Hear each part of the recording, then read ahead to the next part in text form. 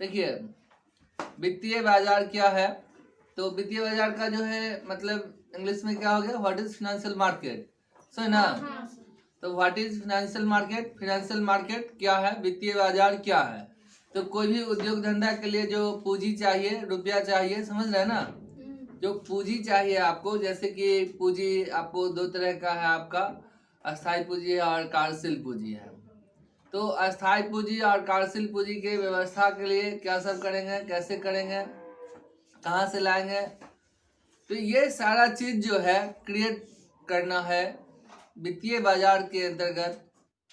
उसको एक क्लियर करना होता है कि उसको कौन ऐसा जगह होगा जहाँ पर कि हम जो है अस्थायी पूंजी और कार्यशील पूंजी का व्यवस्था करेंगे। ठीक है, देखिए वित्तीय बाजार दो शब्द से बना है, पहला हो गया वित्त, दूसरा हो गया बाजार। वित्त का मतलब क्या हो गया, पूंजी, और बाजार का मतलब क्या हो गया, वो जगह है जहाँ पर कि उपभोग की सभी वस्तु का क्रय विक्रय होता है। मगर यहाँ वित्तीय बाजार का मतलब क्या होता है, जो वित्त का क्रय विक्रय होना, मतलब पूंजी का क्रय विक्रय होना वित्तीय बाजार कहलाता है। ठीक है, अब दूसरा बात है कि दूसरा एक टॉपिक उठता है आपको, जो पूंजी बाजार और मुद्रा बाजार, यही ना, पूंजी बाजार और मुद्रा बाजार में क्या अंतर है, या दोनों को देख लीजिए, जो पूंजी बाजार क्या है और मुद्रा बाजार क्या है। तो देखिए पूंजी बाजार वह है जहां पर दीर्घकालीन कोषों का क्रय विक्रय होता है। पूंजी बाजार मतलब समझ रहे, यहाँ भी दो शब्द से बना है, एक पूंजी और दूसरा बाजार। पूंजी का मतलब हो गया आपको रुपया, और बाजार का मतलब हो गया जहाँ की क्रय विक्रय होता है।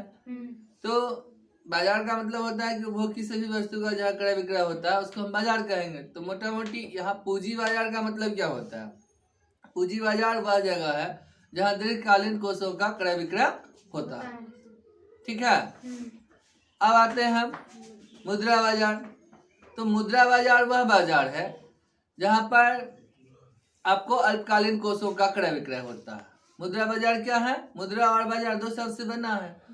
तो मुद्रा और बाजार, बाजार का मतलब समझ रहे हैं, वह जगह है जहाँ वो किसी वस्तु का क्रय विक्रय होता है। तो मुद्रा बाजार वह जगह है जहाँ की आपको अल्पकालीन कोषों का क्रय विक्रय होता है। ठीक है, तो अगर आपको डिफरेंसेस पूछा जाए, कोई अगर डिफरेंस कहे जो पूंजी बाजार और मुद्रा बाजार में क्या अंतर है, तो आप बता सकते हैं पूंजी बाजार वो जगह है जहां पर कि आपको अस्थायी पूंजी, दीर्घकालीन कोषों का क्रय विक्रय होता है। और मुद्रा बाजार का जब हम बात करेंगे तो मुद्रा बाजार वो जगह है जहां अल्पकालीन कोषों के लिए, कार्यशील पूंजी के लिए अल्पकालीन कोषों का क्रय विक्रय होता है। तो अल्पकालीन कोष का जो खरीद बिक्री जिस जगह पर होता है उसको हम मुद्रा बाजार कहेंगे। अब एक और नया क्वेश्चन आपका था, व्हाट इज स्टॉक एक्सचेंज। ठीक है, यही ना है, वो था आपको व्हाट इज कैपिटल मार्केट और व्हाट इज मनी मार्केट। अभी एक लास्ट क्वेश्चन आपका ये है, क्या है, what is stock exchange. Stock exchange क्या है। ठीक है, तो स्टॉक एक्सचेंज वो जगह है जहां पर क्या होता है, दीर्घकालीन जो कोष है, या ऐसा कह सकते हैं इसको सूचीबद्ध, सही ना है जी, सूचीबद्ध प्रतिभूति का जिस जगह पर खरीद बिक्री होता है उसको हम स्टॉक एक्सचेंज कहते हैं। मतलब सूचीबद्ध जो है, लिस्टेड जो कंपनी है उसका जो शेयर डिवेंचर जहां पर खरीद बिक्री होता है उसको हम क्या कहेंगे, स्टॉक एक्सचेंज। ठीक है ना। भारत में सबसे पहले इसका स्थापना कहाँ हुआ था, मुंबई में। कितना ईस्वी में हुआ था, 1887 में हुआ था। कंफर्म है ना, सही, आगे बढ़े। तो देखिए अब आते हैं हम स्टॉक एक्सचेंज का जो है काम क्या है, पहला पॉइंट, प्रतिभूतियों हेतु संगठित, तैयार एवं निरंतर विपणन सुविधाएं प्रदान करना। देखिए प्रतिभूति हेतु जो है कंटिन्यू जो है उसको क्या करना है, निरंतर सुविधा प्रदान करना, मतलब उसके खरीद बिक्री में कोई समस्या नहीं हो, इसका जो है समाधान निकालना है उसको। ठीक है, स्टॉक एक्सचेंज का पहला काम क्या है, प्रतिभूतियों का मैंने सुव्यवस्थित ढंग से क्रय विक्रय करवाना है। अगला पॉइंट आपका क्या है? पूंजी को तरलता एवं गतिशीलता प्रदान करना। पूंजी को तरलता एवं गतिशीलता प्रदान करना मतलब समझ में आ रहा है आप लोगों को? पूंजी समझते हैं, कैपिटल जो है उसको गति में लाना, मतलब उससे आप प्रोडक्ट मटेरियल खरीदते हैं, मटेरियल खरीद के प्रोडक्ट तैयार करते हैं, और प्रोडक्ट जो है एजेंसी प्रोड्यूसर जो है एजेंसी को देता है, एजेंसी होलसेलर को देता है, होलसेलर रिटेलर को देता है, रिटेलर कंज्यूमर को देता है, और फिर कंज्यूमर से जो पैसा आता है ये एक साइकिल की तरह है, ठीक है। तो ये गतिशीलता जो है अपने आप जो है पकड़ लेता है। फिर कंज्यूमर पैसा देता है, वो रिटेलर को देता है, रिटेलर होलसेलर को देता है, होलसेलर जो है एजेंसी को देता है, एजेंसी जो है प्रोड्यूसर को देता है, प्रोड्यूसर फिर वर्कर को पेमेंट करता है, मटेरियल जहाँ से खरीद रहा है उसके सप्लायर को पेमेंट करता है। तो ये एक साइकिल है। अगली पॉइंट क्या है? प्रतिभूतियों का उचित मूल्यांकन। प्रतिभूतियों का मूल्यांकन किया जाता है, जो इसका कितना वैल्यू होना चाहिए। अगली पॉइंट क्या है? व्यवहारों की सुरक्षा एवं उनमें समता प्रदान करना। व्यवहारों का सुरक्षा और उनमें समता प्रदान करना, मतलब व्यवहार में सुरक्षा हो और समता हो, इक्विटी हो। अगली पॉइंट क्या है आपका? पूंजी निर्माण में सहायता। पूंजी निर्माण में ये सहायता है। ये लोग जो है पूंजी निर्माण में हेल्प करते हैं, जैसे कि छोटी छोटी सी बचत है लोगों का, कि हर एक आदमी मनुष्य जो है वो दो तरह का है। एक है आपको तो लूट लाओ कूट खाओ वाला बात है, और एक होता है जो कमाता है उसमें कुछ बचा के रखता है अपने भविष्य के लिए, अपने बच्चों के लिए, मकान बनाने के लिए। और इसी तरह व्यवसाय में भी है कि जितना व्यवसाय में इनकम होता है तो उसका कुछ भाग आगे के व्यवसाय को विकास के लिए, जमीन खरीदने में के लिए या मकान बनाने के लिए कुछ पैसे अलग करके रखते हैं। तो यहाँ पर आपको जो लोग अलग करके रखते हैं, या एक घर परिवार की छोटा छोटा सा बात करें तो जो भी लोग कुछ पैसे कमाते हैं वो अलग करके रखते हैं, तो बैंक में रखते हैं।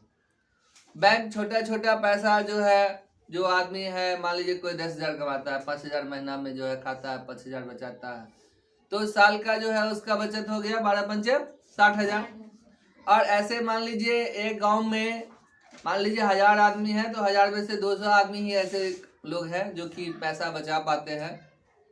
तो 5 गांव 10 गांव मिला करके आपको एक ग्रामीण बैंक है, स्टेट बैंक भी जहां तहां पहुंच चुका है। तो एक छोटा छोटा बचत से ही करोड़ों का बजट पर पहुंच जाते हैं। और ये करोड़ों का बचत को लेकर क्या करते हैं, कोई उद्योग धंधा का जो है शेयर खरीद लेते हैं, और उसका 1000 करोड़ का शेयर खरीद लिए, वो 1000 करोड़ से जो है एक उद्योग का जन्म होता है, और उससे उद्योग जो है राज करता है, आगे विकास करता है। तो ये चीज है, क्या था पॉइंट आपका? पूंजी निर्माण में सहायता। पूंजी निर्माण में सहायता होता है, मतलब एक उद्योग धंधा के लिए जो पूंजी होता है उसमें ये सहायता करता है। मतलब ये वित्तीय संस्था जो है वो क्या करता है, हेल्प करता है। बैंक क्या है, एक वित्तीय संस्था है, ठीक है, तो वो उसको सहायता पहुंचाता है। अगली पॉइंट समझ में आ रहा है ना आप लोगों को? अगला पॉइंट क्या है? बचत को गतिशीलता प्रदान करना। वो तो अभी जस्ट हो ही गया ना, बचत को गतिशीलता नहीं बताया वो नहीं, ठीक है। तो समझिए बचत को गतिशीलता प्रदान, अभी कहे ना छोटा छोटा जो बचत करते हैं लोग और उसको बैंक में जमा करते हैं। बैंक क्या करता है, उस पैसे को लेकर कंपनी का शेयर खरीदता है, डिवेंचर खरीदता है। कंपनी उस पैसे को लेकर कंपनी का निर्माण करके जो है एक उत्पाद तैयार करके बाजार में बेचता है, जो कि वही उपभोक्ता के हाथ बिकता है। तो वो पूंजी क्या होता है, गतिशीलता में आ जाता है ना, टर्न ओवर उसका चालू हो जाता है। लोग बचत के बैंक में जमा किए, बैंक उस पैसा से कंपनी का शेयर खरीदा, कंपनी उस पैसा से जमीन खरीदा या मकान बनाया या उससे कोई प्रोडक्ट तैयार किया। वो प्रोडक्ट फिर एजेंसी के हाथ गया, एजेंसी से होलसेलर के हाथ गया, होलसेलर से रिटेलर के हाथ गया, रिटेलर से कंज्यूमर के हाथ गया, कंज्यूमर फिर वो पैसा देता है। तो अभी जस्ट बताया, तो ये बचत जो है उसको क्या हुआ, गतिशीलता में आ गया ना, कि नहीं आया? समझ में आ गया? चलिए अगली पॉइंट क्या है? सूचीयन द्वारा प्रतिभूतियों को सुदृढ़ता प्रदान करना। सूचीयन द्वारा प्रतिभूतियों को सुदृढ़ता प्रदान करना मतलब ये है कि लोगों को विश्वास हो जाता है, जब कंपनी लिस्टेड होती है तो लोगों को उस पर विश्वास होता है जो कंपनी भागने वाला में से नहीं है, ठीक है। चलिए आगे क्या है? मध्यस्थ के रूप में कार्य करना। ये जो स्टॉक एक्सचेंज है वो एक प्रकार का मध्यस्थ है। क्या है? मतलब जो बीच का काम, बीच के है ये क्या करते हैं? जो बचत करने वाले लोग हैं उनसे जो है पैसे को जो है यहाँ पर विनियोग करवाते हैं, कंपनी के अंश और ऋणपत्र खरीदने में ये हेल्प करते हैं। तो बीच के लोग हैं, ठीक है, इसलिए इनको मध्यस्थ के रूप में कार्य करना कहा जाएगा। आगे क्या है? हो गया सर, 8 ही पॉइंट हो गया। तो क्लियर है आप लोग को स्टॉक एक्सचेंज का क्या सब काम है। पहले क्या होता था कि बहुत से कंपनी आते थे और चालू करते थे, चलाते थे, फिर कुछ दिन के बाद चला जाते थे, तो लोगों को विश्वास उस पर से खत्म होता चला गया। फिर जो है आपको क्या हुआ, जो सरकार ने इस पर एक अधिनियम बनाया जिसका नाम है सेबी, समझ रहे हैं, security exchange board of India. Security exchange board of India, जिसके तहत ये स्टॉक एक्सचेंज का निर्माण किया गया। जो भाई आप अंश और ऋणपत्र खरीदने का जो है उनको लाइसेंस दिया गया और वो लोग जो है स्टॉक और ऋणपत्र खरीद करके निवेशकों का पैसा जो है कंपनी तक पहुंचाने का काम करते हैं। समझ में आ रहा है ना? इसलिए इनको मध्यस्थ के रूप में कार्य करना कहा गया है स्टॉक एक्सचेंज को। तो क्लियर है? क्वेश्चन आपका मैंने समझ में आ गया ना? स्टॉक आज का क्वेश्चन कैसा था आपको? क्या वो टॉपिक हो गया, एक साथ समझिए थोड़ा सा। What is financial market, what is money market, what is capital market, what is stock exchange. और देखिए चारों में थोड़ा सा डिफरेंस देखिए आप लोग, तो चारों थोड़ा थोड़ा मिलता और थोड़ा थोड़ा अलग है। देखिए वित्तीय बाजार क्या है, फाइनेंशियल मार्केट क्या है, जहां आपको प्रतिभूति का क्रय विक्रय होता है। जिस जगह पर प्रतिभूति का खरीद बिक्री होता है उसको हम क्या कहेंगे? फाइनेंशियल मार्केट कहेंगे। पूंजी बाजार का बात हम करें, कैपिटल मार्केट का बात करें, तो जिस जगह पर दीर्घकालीन पूंजी, लॉन्ग टर्म कैपिटल का खरीद बिक्री होगा उसको हम क्या कहेंगे? Capital market. और जब हम मनी मार्केट का बात करते हैं तो मनी मार्केट वह जगह है जहां पर अल्पकालीन कोषों का खरीद बिक्री होता है।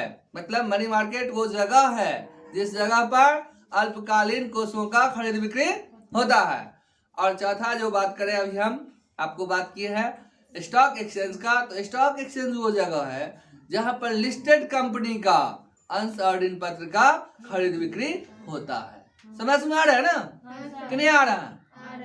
देखिए फाइनेंशियल मार्केट, वित्तीय बाजार, वित्त मतलब पूंजी है, बाजार मतलब वह जगह है जहां उपभोग की सभी वस्तु का क्रय विक्रय होता है।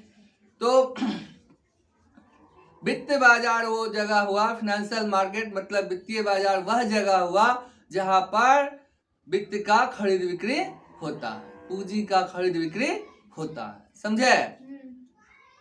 तो क्लियर है ना? कोई अगर आपको पूछे what is difference between capital market और मनी मार्केट, तो बता सकते हो कैपिटल मार्केट में क्या होगा? दीर्घकालीन कोषों का खरीद बिक्री होगा और मनी मार्केट में क्या होगा? अल्पकालीन कोषों का खरीद बिक्री होगा। ठीक है ना? तो इसी के बाद आज का ये वीडियो समाप्त करते हैं और कुछ जो आगे और बहुत से टॉपिक हैं जिस पर आगे हम और वीडियो बनाएंगे, बताएंगे आपको और टॉपिक सबको क्रिएट करने का कोशिश करेंगे। Thank you.